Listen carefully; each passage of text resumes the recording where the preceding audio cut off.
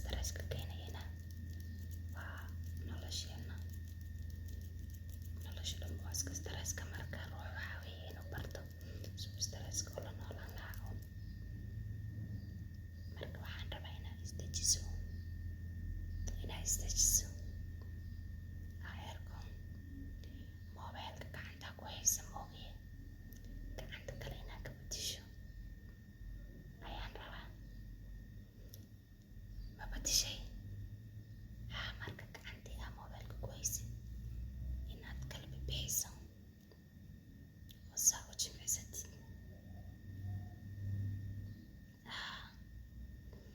Ma ogtahay marmarka qaarkood moobeelka haddaad saaid u haysin gacanta hataa way inay ku qalasho camal baad moodaysaa.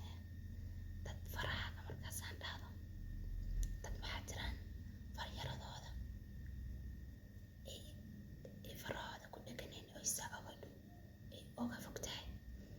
Waxaa keenaya ma garanay?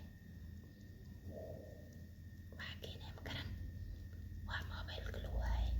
Marka mar walba inaa xasuusnaatid inaad gacmaha kala bedesho markaa moobeelka ku hayso. Midan hadaa ku haysid midigta, midan bidixda u bedel. Haddaad si fiican inaa u fadhiisato waan rabaa. Haddaad jiifto si fiican u seexo. Haddaad fadhidana si fiican inaa u fadhiisato.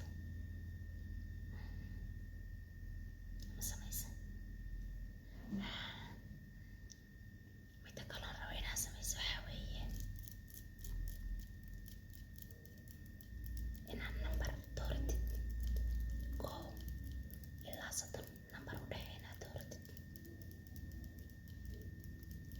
Waxaan rabaa inaan guess gareeyo nambarkaaga, inaan isku dayo inaan sheego anigoo bogay 1 ilaa iyo 30 nambar u dhexeeya dooro bal.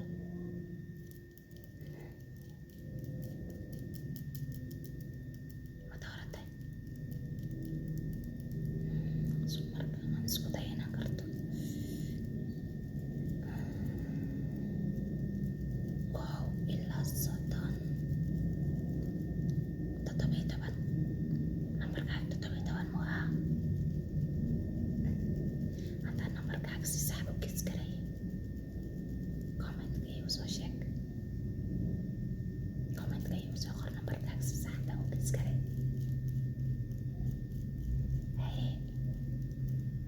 Hadda aniga ayaa dooranaya nambar 1 ilaa iyo 30 u dhexeeya. 1 ilaa iyo 30 u dhexeeya ayaan dooranaya. Marka waxaan rabaa inaad adigana isku daydo inaad guess garayso nambarkayga. Ma guess garayn kartaa?